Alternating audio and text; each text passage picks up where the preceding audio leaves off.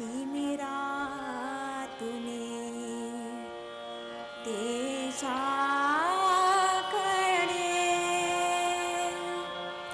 तिमिरातुने तेजाकडे तिमिरातुने तेजाकडे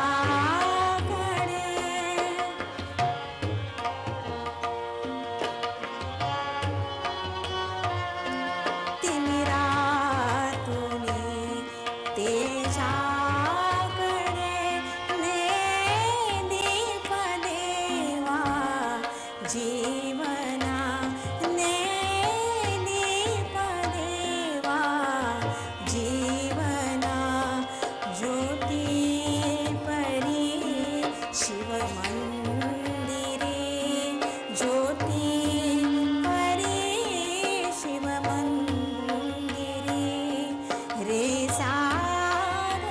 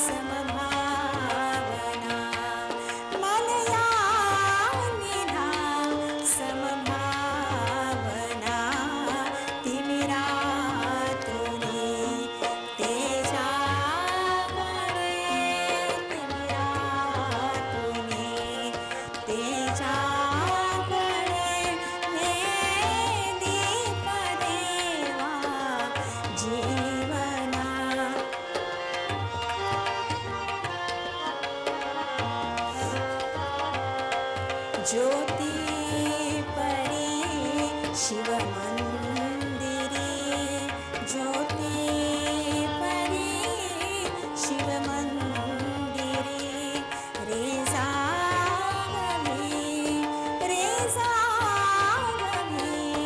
माझ्या मना तिमिरातुनी ते जागणे तिमिरातुनी ते जागणे तिमिरातुनी ते जागणे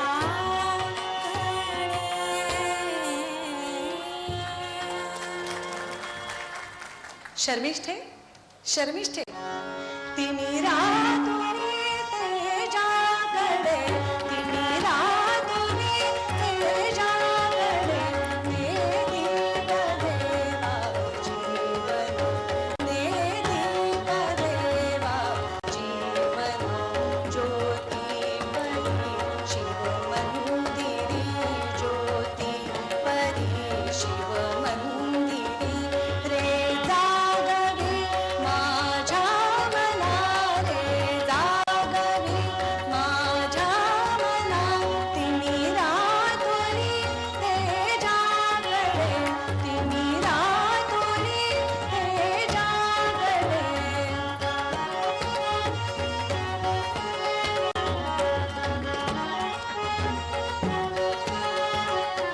मांगल्य देवे मुक्तता मांगल्य देवे मुक्तता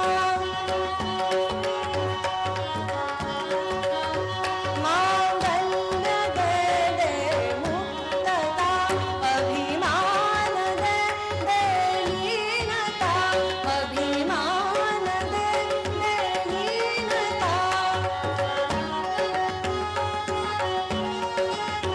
अभिमान दे लीनता दे अंतरा शुभदायिनी दे अंतरा शुभदायिनी दे अंतरा शुभदायिनी मलयानिला समभावना मलयानिला समभावना समभावना समभावना तिमिरातुनी ते जागणे तिमिरातुनी ते जागणे ने दीप देवा जीवना ने दीप देवा जीवना ज्योती परी शिव मंदिरी ज्योती परी शिव मंदिरी रे जागवी माझ्या मना रे जागवी माझ्या मना माझ्या मना माझ्या मना तिमिरातुनी ते जागणे तिमिरातुनी ते जागणे तिमिरातुनी ते जागणे शर्मिष्ठे तुला आठवतं माधवाचार्यांच्या गायनशाळेमध्ये हे एकच गाणं आपण दोघींनी म्हटलं होतं परीक्षेच्या वेळी हो हो आठवतं सभागृहातल्या मंचकावर माझे बाबा बसले होते महाराज वृषपर्वा बसले होते आणि हो कचदेवही बसले होते आठवतं हो हो तेही आठवतं त्या तिघांची मनं जिंकण्यासाठी आपण प्रयत्नांची किती पराकाष्ठा केली होती सभागृहातले ते स्तुतींचे गजर ऐकून मला वाटलं की मी जिंकले देवी आपणच सभागृहाला जिंकलो होतो होय सभागृहाला कचदेवांना नाही आत आल्यावर ते माधवाचार्यांना म्हणाले शर्मिष्ठेच्या गाण्यात रस आहे आणि देवयानीच्या गाण्यात स्वर नुसता स्वरांचा विलास मला आवडत नाही सभागृहातली सारी प्रशंसा त्या दोन वाक्यांनी विरघळून गेली मी आत गेले आणि धुमसून रडायला लागले कचदेवाने केवळ थट्टा केली भगवती काहीतरी कुसपट काढून आपणा दोघांना रडायला लावण्यात त्याला फार मौज वाटायची त्यावेळेस कचदेवांनी काही खोटं सांगितलं नाही मीच वेडी होते तेव्हा कोणतंही गाणं असू दे अगदी माणसाच्या आयुष्याचं देखील रसानं रंगत नाही तर स्वरानं रंगत हे त्यावेळी ठाऊक नव्हतं मला मी स्वरांची उपासना केली म्हणून आज प्रतिष्ठानची सम्राज्ञी झाले केवळ रसाच्या मागे वाहवत गेले असते तर एखाद्या भिक्काड्या आश्रमात सासऱ्याची फाटकी वस्त्र धुवत बसावं लागलं असतं कचदेवांना माझं गाणं आवडलं नाही हे छान झालं. महाराजांकडून कोणी दूत आला होता? नाही भगवती. नवलच आहे. विवाहाच्या पहिल्या रात्री देखील महालात उशिरा येणारी माणसं बहुधा राजवाड्यातच जन्माला येऊ शकतात. पट्टराणीचा निरोप वाऱ्यावर विरून घेणं म्हणायचा. निरोप? म्हणजे तू निरोप पाठवला नाहीस? नाही, आपण मला अशोक वनातील शिवालयात महाराज मला भेटणार होते, परंतु जलाशय मंदिरातून मी परस्पर इथे आले आणि हाच निरोप महाराजांना कळव म्हणून सांगितलं होतं. का कळवलं नाहीस? मी ऐकलं नाही देवी. ऐकलं नाही खोटं. शब्द कानावर पडले तरी पाय पुढे जायला पाहिजे नसतात तुझे. मी पाहून ठेवलंय शर्मिष्ठे, तुझी राजकन्याची मिजा सध्या उतरलेली दिसत नाही. देवी, तसं नाही. ज्या दिवशी मी दासी म्हणून आपल्या पायाचा आश्रय घेतला त्या दिवशी माझं राजकन्येचं आयुष्य संपलं. वृषभपर्वांची मुलगीही मेली आणि देवयानीची दासी जन्माला आली. असं? मला तर इथं माझ्या समोर दानेश्वराची कन्याच उभी असं दिसतंय. शर्मिष्ठे, तुझ्यासारखी माणसं अशी मरत नसतात. त्यांना मारावं लागतं, ठेचून ठेचून मारावं लागतं. गवताचं पान नुसतं पायाचं नख लागलं तरी जमिनी वेगळं होतं, पण कुऱ्हाडीचे सहस्त्र प्रहार केल्याशिवाय वडाचा वृक्ष कधी कोंदमळून पडत नाही. दानवकुळातील मुलगी आहेस तू. माझ्या हातून चूक झाली भगवती, क्षमा असावी.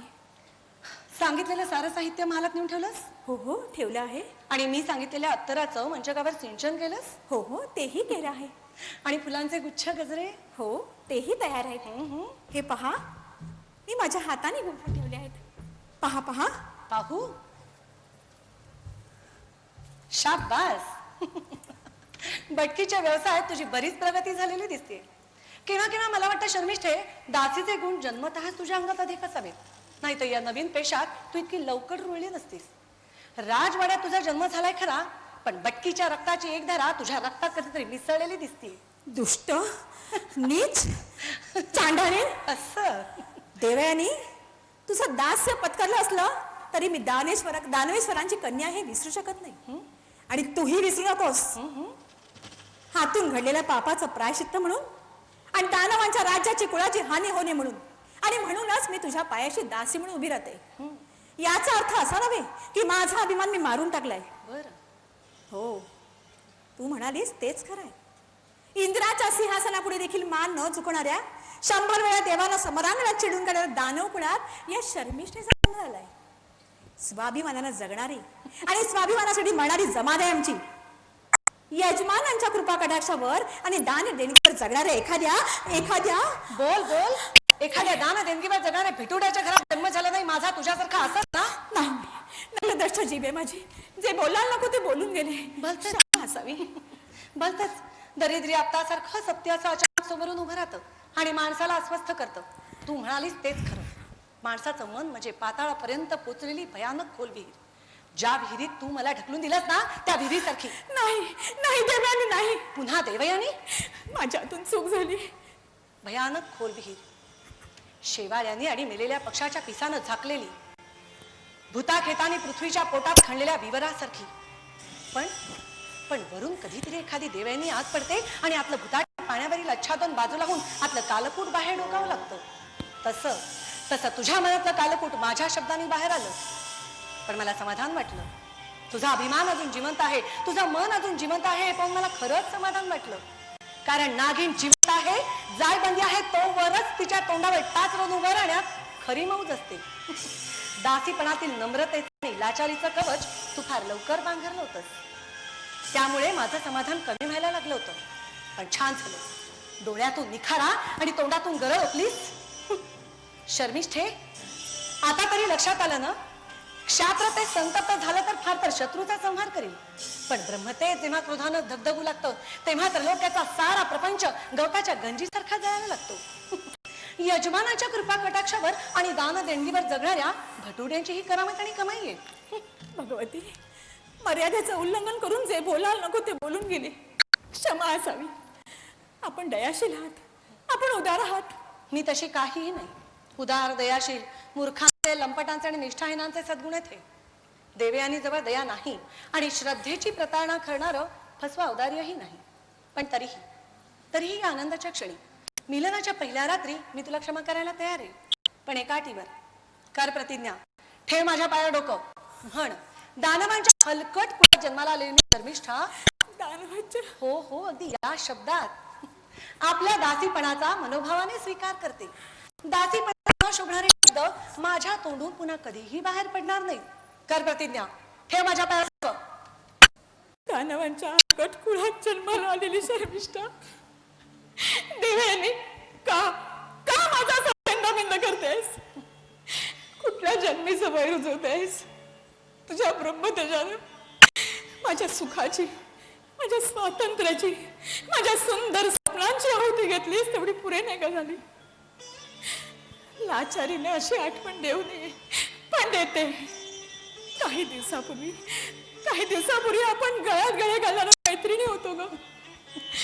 सारी सुख दुःख विभागून घेणाऱ्या जेवलक सख्या होतो ग आपण. होय होतो, पण आता नाही. आता तू माझी दासी आणि मी तुझी स्वामिनी. हो, मी 1000 वेळा म्हणते की मी तुझी दासी आहे, मी तुझी दासी आहे. पण तेवढ्यासाठी जखमी झालेलं माझं मन असं चापकाचे फटकारे भरून रक्तबंबाळ करायला हवंच आहे का? काकाच्या देवावर तुझं प्रेम होतं त्यात मी काही. खबरदार, एक शब्द बोलशील तर तुझ्यातली राजकन्या पुन्हा जागी झालेली दिसते. ठीक आहे, मी आत्ताच्या आता बाबांच्याकडे दूत रवाना करते. त्यांना कळवते शर्मिष्ठेनं आपली शपथ मोडली, दासी पण झुगारून दिलं. दानवांच्या राज्यात आता क्षणभरही राहायचं तुम्हाला कारण नाही. तुमच्या साऱ्या विद्या, तुमची सारी सामर्थ्य घेऊन तुम्ही हिमालयात तपश्चर्येसाठी निघून जा. बाबा दूर गेल्याची वार्ता समजतात देवांच्या सेना वज्रासारख्या दानवांवर तुटून पडतील आणि त्यांचा चक्काचूर करतील. त्यामध्ये तुझे सारे भाऊ, तुझे सारे आप्तस्वकीय कोल्ह्या कुत्र्यांच्या आणि गिधाडांच्या भक्षस्थानी पडतील. नको भगवती, ठेवते पायावर डोकं. तर म्हण, दानवांच्या हलकट कुळात जन्माला आलेली मी शर्मिष्ठा, दानवांच्या हलकट कुळात जन्माला आलेली शर्मिष्ठा आपल्या दासीपणाचा मनोभावाने स्वीकार करते. आपल्या दासीपणाचा मनोभावे स्वीकार करते. दासीपणाला न शोभणारे शब्द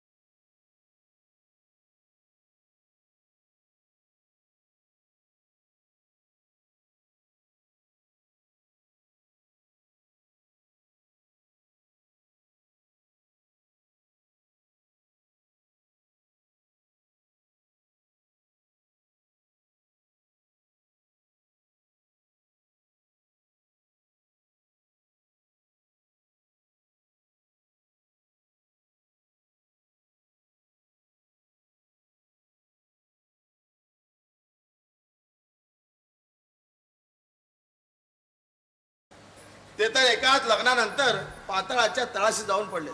त्याने जर देवयानीशी थांबा. कोणत्याही गोष्टीवर बोलण्याची आपल्याला मुभा आहे आणि तेच तुमचं काम आहे हे मला ठाऊक आहे. पण महाराजांचं व्यसन आणि त्यांची आजची मनस्थिती हे काही तुमच्या विनोदाचा विषय नसावेत. निदान माझ्या समोर तर.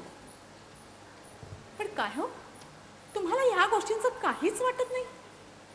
हे पहा शर्मिष्ठे, विनोद हे जिभेचं अपत्य आहे, त्या कर्णाचं नव्हे.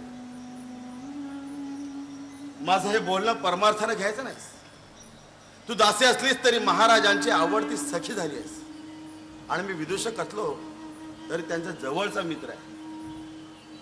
तेव्हा त्यांची आजची अवस्था पाहून माझं अंतःकरण तुटल्याशिवाय कसं बरं आहे. 1 वर्षापूर्वी विवाहाच्या पहिल्या रात्री मध्यरात्री मृगयासाठी म्हणून जंगलात गेलेले महाराज परत कधी आलेच नाही. दुसऱ्या दिवशी राजवाड्यावर परतलेले महाराज फार वेगळे, जणू काही तेथील लांडग्या पुढे त्यांनी आपलं पूर्वीचं आयुष्य टाकलं आणि तेथील भूताखेताने दिलेलं नवीन आयुष्य घेऊन ते माघारी पडले. मथ्य आणि स्त्री यांच्या व्यसनी अतिरेक तेव्हापासून सुरू झाला. नंतर दस्यूंचा पाडाव करण्यासाठी पश्चिमेकडे स्वारीवर गेले. तिकडून आल्यावर तर कोणता धर्मंत राहिला नाही. महाराणी तर राजा आणि राजसत्ता या दोन्ही आपल्याच हातात आल्याच्या आनंदात मग्न आहेत. आपल्या राणीपणाची त्याला जितकी जाणीव आहे त्याच्या शतांशाने आपल्या पत्नीपणाची जाणीव असती तर गोष्टी या थराला आल्या नसत्या. ती महाराज महाराणी समोर मान खाली घालतात आणि त्या नजरेआड झाल्या म्हणजे स्त्रीचं शरीर आणि मदिरेचा पेला जवळ करतात. आपलं सार दुःख सारा अपमान त्यात बुडवण्यासाठी. शर्मिष्ठे, प्राणाची किंमत देऊन हे सारं बदलता आलं असतं तर तीही द्यायला मी तयार झालो. महाराजाने या चिखलातून बाहेर काढण्यासाठी आपले हात छोटे आहेत, फार छोटे आहेत. आकाश कोसळताना दिसत आहे पण आपण काहीही करू शकत नाही. लयात बसलेल्या प्रेक्षकाप्रमाणे हे भयान नाट्य फक्त पाहत आहोत उघड्या डोळ्याने. विदूषका, ए विदूषका,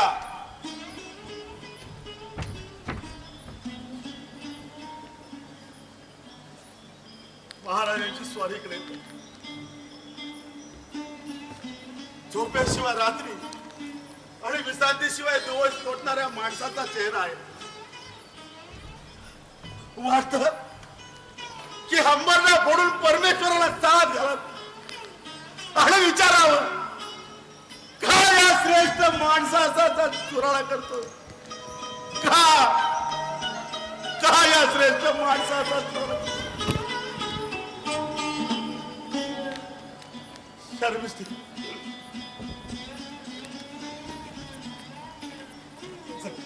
जातो मी. या घटकेला महाराजांचं मनोरंजन करणं मला शक्य होणार नाही.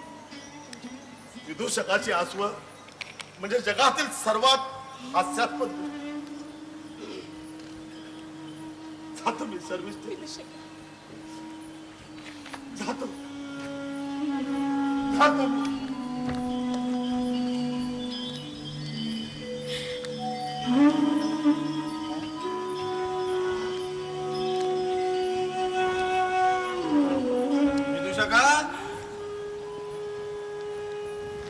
विदूषक इथं आला होता ना?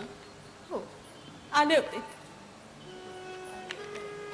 हिला मी येणार आहे हे माहित असूनही गेलो. प्रतिहारी, त्याला बोलावू नये, ते येणार नाही. मी बोलावलं तर कारण त्यांच्या डोळ्यात आसू आहेत आणि ती कोणाला दिसू नये अशी त्यांची इच्छा आहे.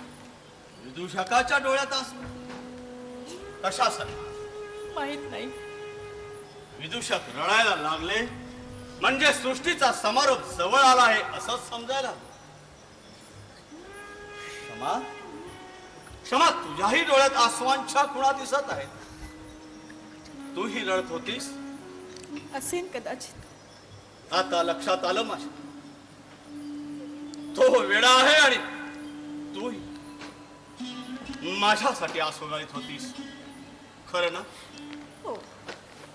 माझा धप्पात पाहू. नाही, आपलं दुःख पाहू. मग अकारण आहे ती आस. केवळ मनानं जगणारे योगी दुःखाच्या पलीकडे जातो. त्याप्रमाणे केवळ शरीरानं जगणारा व्यक्ती लंपटही दुःखमुक्त होतो. मीही असा दुःखमुक्त झालोय. मला परत माघारी आणण्याचा प्रयत्न करणार आहे. हो, मी प्रयत्न करणार. उपदेश करून नाही, फक्त आपल्यावर प्रेम करून.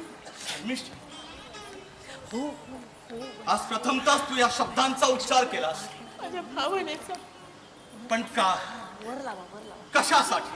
मला राहत नाही म्हणून. पण पण पण प्रेमासारख्या कोमल भावनांना माझ्या आयुष्यात आता जागा उरली नाही. क्षमा, माझ्या हाताने तिच्या खुश करून टाकल्या. माझ्या अंतःकरणाला सवय होती प्रेम करण्याची. पण आता आता मला फक्त स्त्रीचं शरीर समजतं, तिचं मन कळत नाही. स्त्री ही माझ्या दृष्टीनं केवळ एक व्यसन आहे, बुद्धीला ग्लानी आणणारी नशा आहे. आणि अशा व्यसनाच्या रूपानं येणाऱ्या स्त्रिया मला सहन होतात, इतर नाही. महाराज, आपण स्वतःची फसवणूक करीत आहात. मी आपल्याजवळ व्यसनाच्या रूपानं कधीच आले नाही, आणि तरीही क्षमा करा या बोलण्याची. तरीही माझा सहवास आपण सहन करता. फक्त तुझा का? रानुमा हिंडणाऱ्या हिंस्त्र पशुला देखील एखादी जागा अशी लागते जिथं त्याला विश्रांतीसाठी मान टाकता येईल. जे आहे ते कबूल करायची आपल्याला भीती वाटते महाराज. होय, तेही शक्य आहे. आकाशात मेघांची गर्जना आणि विजांचा लकलकाट सुरू होताच भयभीत होऊन पिसाळासारखे पळ सुटलेले वाघ आणि सिंह मी पाहिले आहे. नीतिमत्तेच्या आणि चारित्र्याच्या वरच्या पायरीवर मांडवर पाहिली की माझ्याही मनाची अवस्था अशीच होती.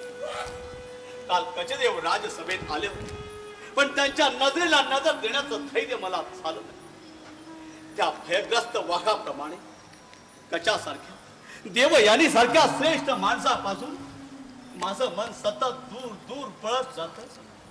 आणि धावून धावून थकलेलं हे मन का नष्ट ठाऊक. शर्मिष्ठे, तुझ्या सहवासाचा निवारा शोधित तुझ्या जवळ येत, येऊ नये पण येत. क्षमा क्षमा, तूही का माझा धिक्कार करीत नाहीस? माझ्या चरित्राचा चिखल झालेला पाहून तुला माझा तिरस्कार वाटत नाही?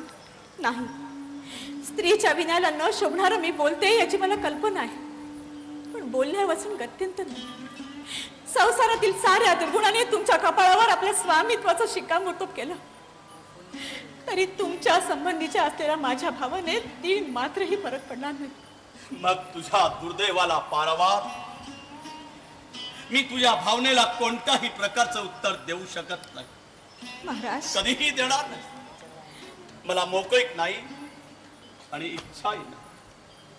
आपण माझ्यावर प्रेम करावं मी असं कधी म्हटलं नाही आणि म्हणणारे नाही. माझ्या अधिकाराच्या सीमा मी जाणते. अधिकार सृष्टीच्या पलीकडे आयुष्यात बसून जो कोणी हे अधिकाराचे व्यवहार ठरवित असेल त्याला सर्व काही उमगलं आहे, पण प्रेमाचा धर्म त्याला उमगला नाही एवढं मात्र खरं. प्रेम करण्याचे आणि करून घेण्याचे अधिकार ज्या क्षणी निर्माण होतात त्या क्षणी ते नष्ट होतात आणि नुसते अधिकाराचे पोलादी साखर दंड शिल्लक राहतात. परस्परांना काचून काचून ठार मांडण्याचे अधिकार. महाराज, माझ्या गळ्याची शपथ आहे तुम्हाला. जाऊ दे क्षमा, अगं घेऊ दे मला. तू राजकन्या असून दासी झाली आहेस आणि मी माणूस असून जनावर झालोय, नवे होण्याचा प्रयत्न करतोय. अजूनही मला वाटतं हे सारं सूत आहे. मद्य आणि मंचक यांच्या पलीकडे माणसांच्या जीवनाला काहीतरी अर्थ असायला हवा, नसला तरी द्यायला हवा.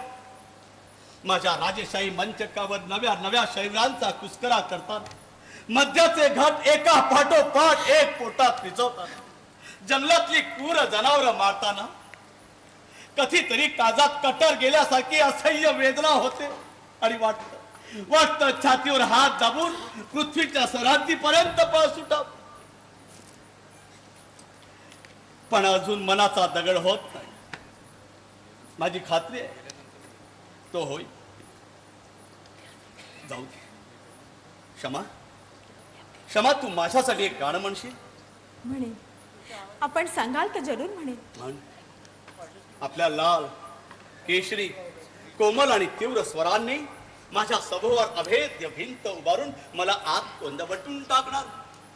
यातनांनी भरलेल्या माझ्या जाणीवा नष्ट करून थोडा वेळ स्वरमय करणार. जीवनाच्या खातेरत असतानाच माणसाच्या मनाला संज्ञा शून्य अशा स्वर्गापर्यंत पोहोचवणार. क्षमा, मला संगीत हवंय, मला संगीत हवंय. एक महाराज, आपण म्हणता तसं सामर्थ्य माझ्या गीतात नाही, पण आपण सांगता म्हणून जरूर म्हणेन.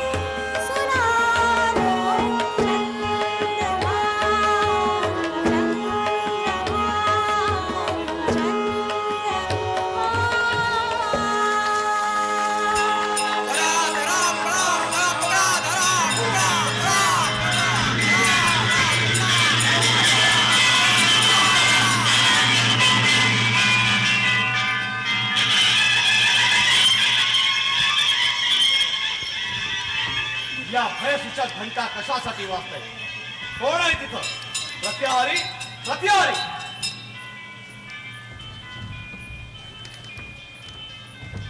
आज्ञावळी महाराज. काय झालंय? कसला आवाज? महाराज, कचदेवांच्या परिवारावर आलेला एक संन्यासी उन्मत्त झालाय. यज्ञाच्या मंडपाला त्यांनी आग लावण्याचा प्रयत्न केला आणि पशुमंडळाची पिंजरे तोडून रानटी जनावरं मोकळी सोडली. अगोबाई मग मोठ्या प्रयासानं जनावरं पुन्हा पिंजऱ्यात घातली आहे, पण त्या संन्यासाचा उन्माद कमी झाला नाही. मत प्रयासानं आम्ही त्यांना पकडून निशस्त्र केलाय. रक्षक त्यांना इकडे घेऊन येत आहेत. कचदेव आणि महाराणी काही ऋतुजांना निरोप द्यायला गेले. त्यांच्याकडे ही वार्ता कळवली आहे. सम्राटांची भेट व्हावी असा तो सारखा ओरडताय. राजाधिराज, तो आला आहे. आपण म्हणत असाल तर त्याला बाहेरच रोखून ठेवू. हो हो, त्याला बाहेरच ठेवा, आतमध्ये येऊन देऊ नका. नाही. उन्मत्त असला तरी माझा अतिथी आहे. जा, त्याला घेऊन ये. महाराज, मला भीती वाटते आहे. ते वेडी आहेस. अगं, मी इथं असल्यावर तुला भिण्याचं काय कारण? अंगावर टिपण टाकून आलेले वाघ आणि सिंह नुसत्या मनगटानं मी मागं नेटलेत. आणि हा हा हा हा तर हा माझा भाऊ आहे.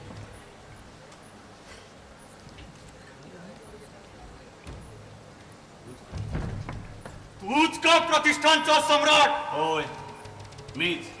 जगातल्या साऱ्या सम्राटांना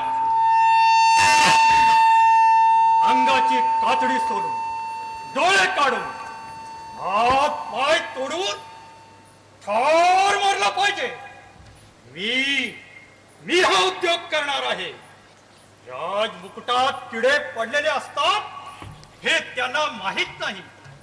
पिंजऱ्यात ती जनावरं कोणी कोंडून ठेवली? तूच. होय, तूच. मीच ठेवली. याचा जाप तुला द्यावा लागेल. वनातल्या सगळ्या सिंहांनी, वाघांनी आणि दांडग्यांनी मला सांगितलं आहे, केव्हा सांगितलं आहे, माणसाच्या शरीराची चिरफाड लांडगे कशी करतात हे तुला ठाऊक नाही. मला माहित आहे ते. मी बजावून सांगतो, लांडग्याच्या वाटेला जाऊ नकोस. आपले अक्राळ विक्राळ पिवळे धमकतात जेव्हा लांडगे बाहेर काढून हसायला लागतील तेव्हा कळेल तुला. नुसतं हास्य पाहून तू मरून जाशील. मग ही कोण? हिनेच त्या लांडगे माझ्या अंगावर सोडले आहेत. कोण कोण आहे ही? माझी दासी आहे ती. सब खोट. ही दासी नाही. माझा सर्वनाश करण्यासाठी हिमालयातील यक्षांनी निर्माण केलेला हा एक भयंकर सापळा आहे. मी या सापळ्याच्या ठिकऱ्या उडवीन. नायनाट करीन त्याचा. माग मी मागे होणार नाही. मी कोणाचंही ऐकणार नाही. या सापळ्याचा चुराडा करीन तेव्हाच राहील. मी मागे होणार नाही. संन्यासी, मग हो, एक पावली पुढे टाकलं मला आवडणार नाही. खबरदार जागता आलास तर. आचार्य, कचदेव, कचदेव, आचार्य, मी शांत हो संन्यासी, शांत. आचार्य, हा सापळा मला धरतो आहे. मला तोडणार आहे तो. मी तुझ्याजवळ आहे, अजूनही भीती वाटते तुला? नाही, आता नाही वाटत. शर्मिष्ठे, तुझ्या दुर्दैवाची वार्ता मला समजली. तुझं हे दास्य पाहून मला किती दुःख होत असेल हे तू जाणत असेल. मी देवानी जवळ बोलेन. या संबंधात बोलण्यासारखं काहीही नाही.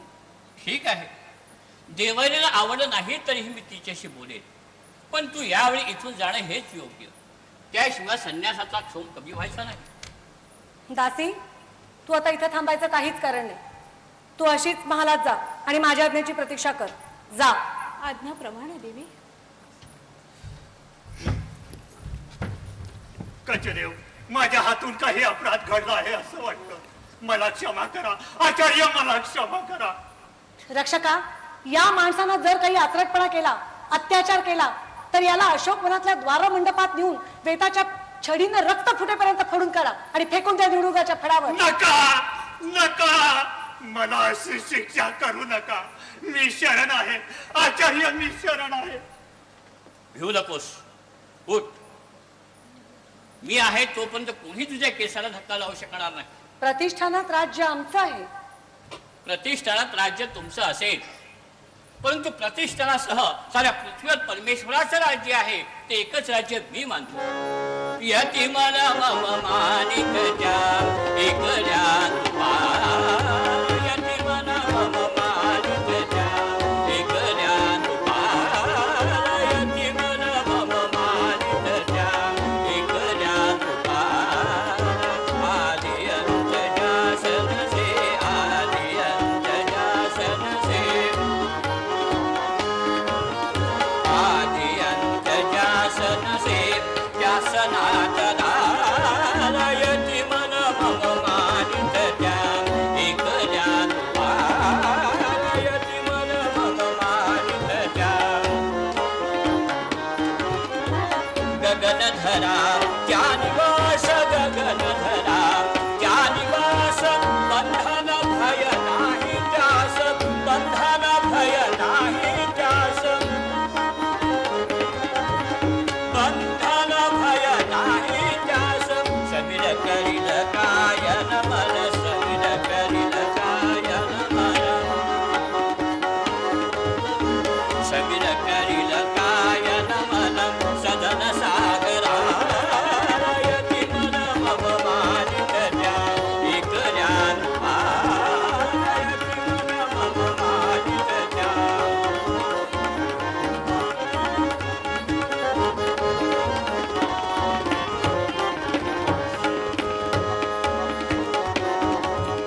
यती मन मम मानित त्या एकल्या रूपा.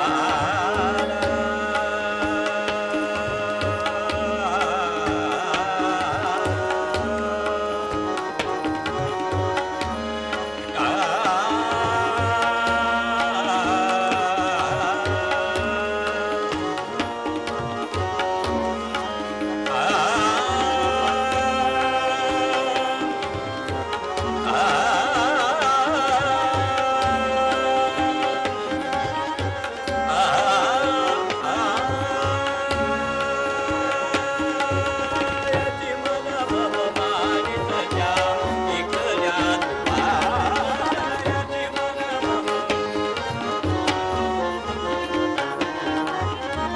गगनधरा त्या निवास, गगनधरा त्या निवास, गगनधरा त्या निवास, गगनधरा या निवास, गगनधरा या निवास, गगनधरा त्या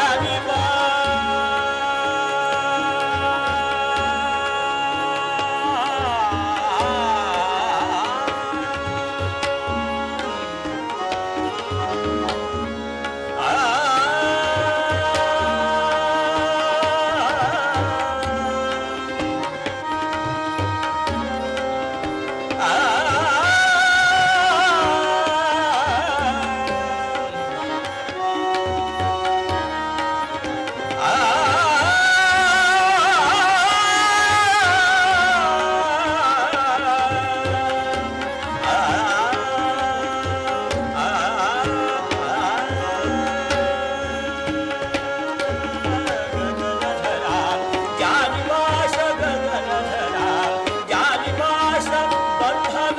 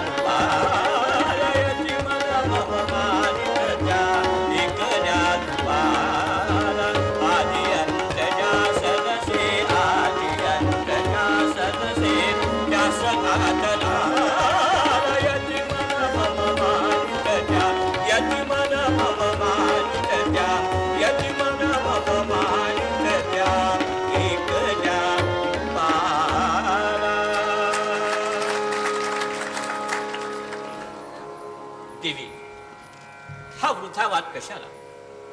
संन्यासाच्या वतीने मी सर्वांची क्षमा मागतो आणि असा प्रकार पुन्हा होणार नाही असं आश्वासन देतो. ठीक आहे, घेऊन जा त्याला. थांबा. का? कचदेव, हा संन्यासी तुम्हाला कुठं भेटला? हिमालयातील एका दरीमध्ये मी माझ्या परिवारासह हिमालयातून भ्रमण करत असताना एका दरीत भ्रमिष्ठावस्थेत हा फिरताना मला आढळला. शरीराची आणि मनाची तयारी नसताना परमार्थाच्या मागे लागण्याचा परिणाम होता तो. मी त्याला माझ्या बरोबर घेतला, त्याच्यावर उपचार केले. आता पुष्कळ सुधारलाय तो, पण अधूनमधून असा उन्मत्त होतो. तो यापुढं इथंच राहील. का? हा संन्यासी म्हणजे बाल वयात घरातून पाळलेला माझा थोरला भाऊ असावा. नव्हे, तोच आहे. भाऊ? तुमचा थोरला भाऊ? भाऊ? होय, माझा थोरला भाऊ. तुमचा काहीतरी गैरसमज होतोय. गैरसमज नव्हे, माझी खात्री आहे. अश्वमेधाच्या यात्रेत हिमालयात मला दिसला होता. माझ्या बरोबर यायलाही तयार झाला होता. पण पुन्हा त्याचा विचार बदलला आणि मला नकळत तो डोंगर दर्यात निघून गेला. यती, यती, मी तुझा धाकटा भाऊ ययाती तुला हाक मारतो आहे.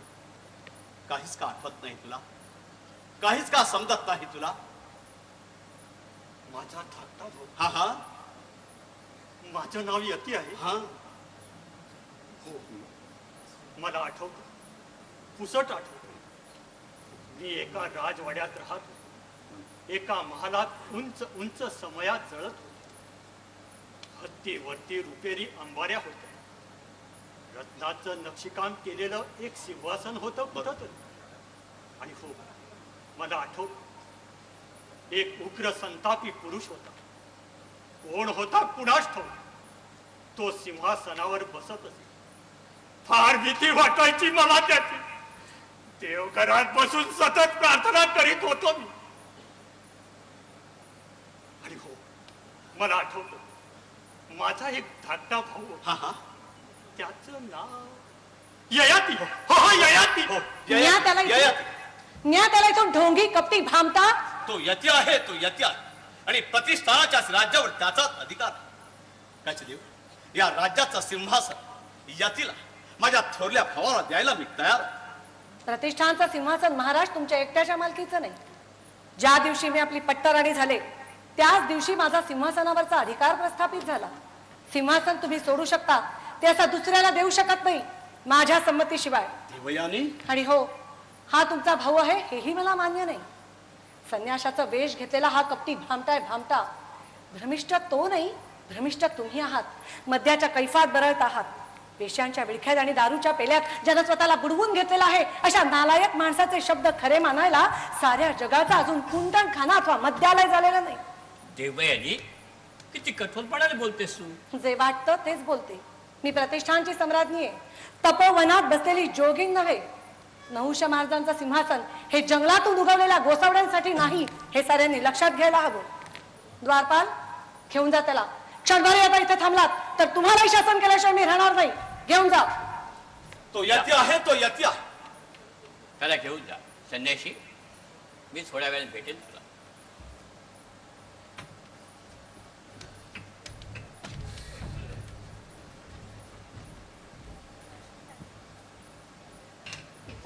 ययाती महाराज, तुम्ही वृथा कष्टी व्हायचं कारण नाही.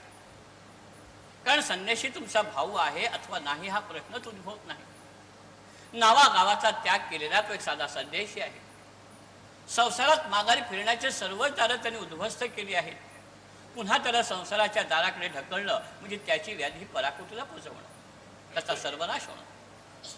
मी असं होऊ देणार नाही. तो माझ्या ताब्यात आहे. माझ्यावर विश्वास ठेवा. तो आता कोणाचंही कुणी नाही. त्याला त्याच्या मार्गाने निर्वेदपणाने जाऊ द्या. आपला शब्द प्रमाण आहे कचदेव. मी आश्रमाकडे जातो. मीही येते आपल्या बरोबर. यज्ञाचा प्रसाद घेऊन बाबांच्याकडे दूत रवाना करायचे आणि अर्धवेळांना निरोपही द्यायचा. चला. ठीक आहे.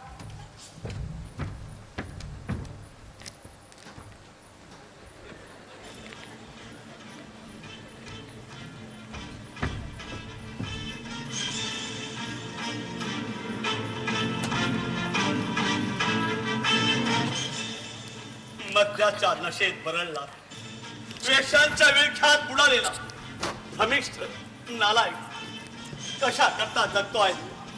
माणसांच्या वारुळी समूहात मी होतो तुंग पर्वत विंध्याचलासारखा, आकाशात मनगट उभारून सूर्याचा मार्ग अडवणारा, पृथ्वीचा भाव सांभाळून शेषालाही विश्रांती देणारा, अमरावतीच्या दारावर धडका देऊन इंद्रालाही भयभीत करणारा. पण आता झालोय किडा, नुसता किडा. शरीर भोगाच्या केळस होण्यात दलदलीत रुतलेला, 100 माद्यांचा मंगळचा वास भोगणार, काळाचं वज्र अंगावर पडत नाही म्हणून केवळ जिवंत राहणार. बहा पडून नवशाचं नाव सांगणाऱ्या माणसा, काय दशा झाली तुझी. जनावर होण्याच्या प्रतिज्ञेनं माणसांच्या वळवातून बाहेर पडलास आणि झालायस किडा, किडा, नुसता किडा. मला स्वर हवा शर्मिष्ठे, मला तुझा स्वर हवा. पराभवाच्या हिरव्या चेतन विषारी वनस्पतींनी भरलेल्या पहाण तळीत तडफडणाऱ्या कीटकाला शर्मिष्ठे, शर्मिष्ठे तुझ्या स्वरांचा आधार हवा, तुझ्या स्वरांचा आधार.